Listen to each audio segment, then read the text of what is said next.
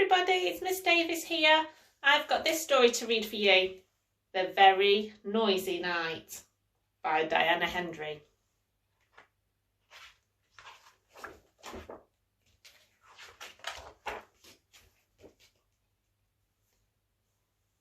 It was the middle of the night, and Big Mouse was fast asleep in his big bed, and Little Mouse was wide awake in his little bed. Big Mouse, called Little Mouse. I can hear something rushing around the house, huffing and puffing.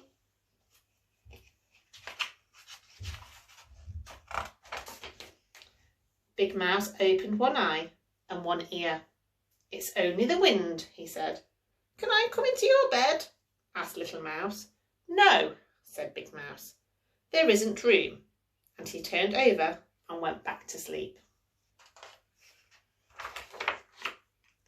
Little Mouse lay listening to the wind.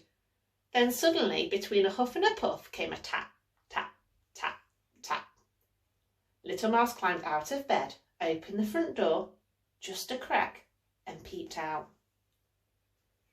Whoosh went the wind, but there was no one outside. Big Mouse, called Little Mouse. I can hear someone tapping. Perhaps there's a burglar on the roof. Big Mouse got out of bed and opened the bedroom curtains. Look, he said, it's only a branch tapping on the window. Go back to sleep. Can I come into your bed? Asked Little Mouse. No, said Big Mouse. You wriggle.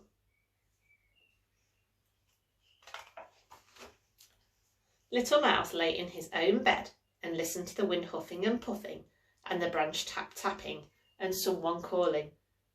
Hoo, hoo, hoo, hoo. Little Mouse climbed out of bed again. This time he looked under it. Then he looked in the wardrobe and feeling very frightened he cried, Big Mouse, I think there's a ghost in the house and it's looking for me. It keeps calling, hoo, hoo, hoo, hoo.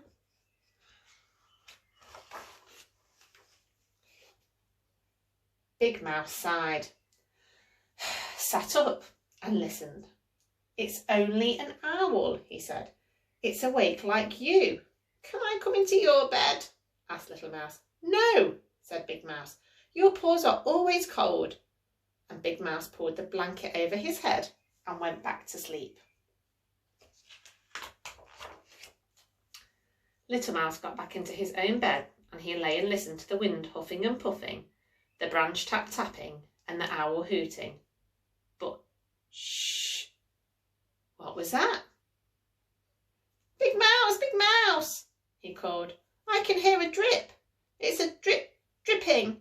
I think it's raining inside. And Little Mouse jumped out of bed and fetched his red umbrella. Drip, drip, drip, drip. Big Mouse got out of bed too. He opened the front door. Be quiet, wind, he said. Be quiet, branch. Be quiet, owl. But they took no notice. Then Big Mouse went into the kitchen, turned off the dripping tap and put away the umbrella. Can I come into your bed?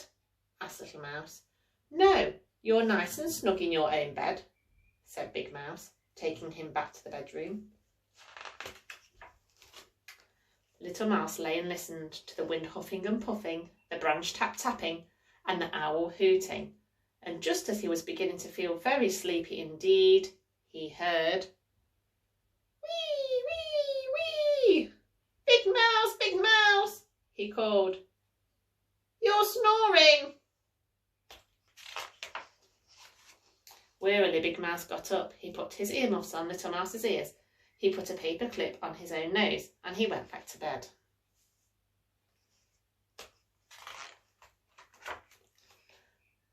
Little Mouse lay and listened to nothing. It was very, very, very quiet. He couldn't hear the wind huffing, or the branch tapping, or the owl hooting, or Big Mouse snoring.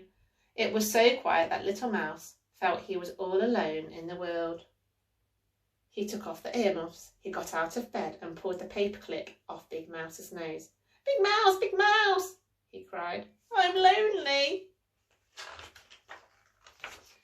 Big Mouse flung back his blanket, "Better come into my bed," he said. So Little Mouse hopped in, and his paws were cold, and he needed just a little wriggle before he fell fast asleep. Big Mouse lay and listened to the wind huffing and puffing, and the branch tapping, and the owl hooting, and the little mouse snuffling, and very soon he heard the birds waking up, but neither of them heard the alarm clock, because they were both fast asleep.